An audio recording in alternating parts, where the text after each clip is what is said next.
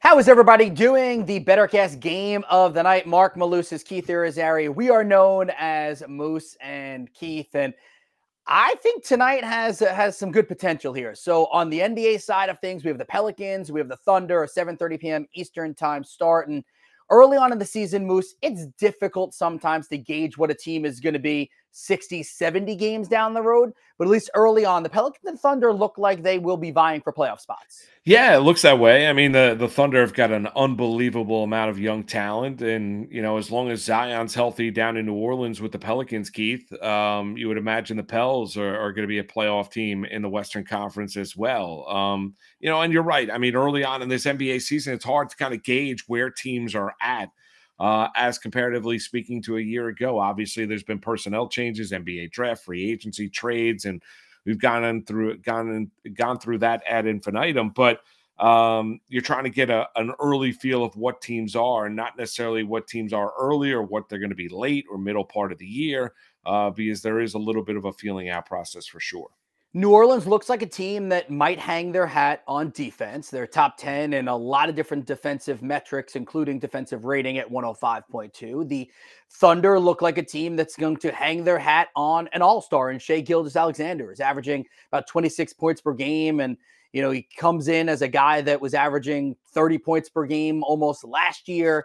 And it's a team in the Thunder that it's got great offensive rating. So kind of polar opposites, I guess you could say. Let's get into some of the questions. So one of the questions on here, and most of these are player prop driven at least, one of the questions was about Zion Williamson. You alluded to it. He's healthy right now. So we're setting the number at 21.5. Does he go over or under this in points? Yeah, I'm going to go over. I am. And you look at, Oklahoma, they've got a tremendous, offensive rating when you look at what they like to do. I think Zion, we've seen him. The biggest concern has not been whether or not he's good or whether or not his game relates to the NBA as compared to what he was in college. The concern with Zion Williamson is he healthy? And if he's healthy, I think he's going to be remarkably productive. Give me the over. I'm going to take over 21.5.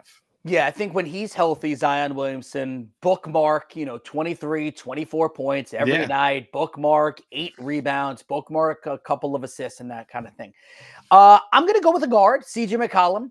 The number is set at 5.5 for assists, over, under, and I'm going to lean towards the over here. Now, in 3 games this season, he's averaging 6 assists per game. He has topped the 5.5 in 2 of the 3 games. The game he missed it by the hook at 5. Also, over the last 2 seasons, he has averaged more than 5.5 assists per game. So we like that.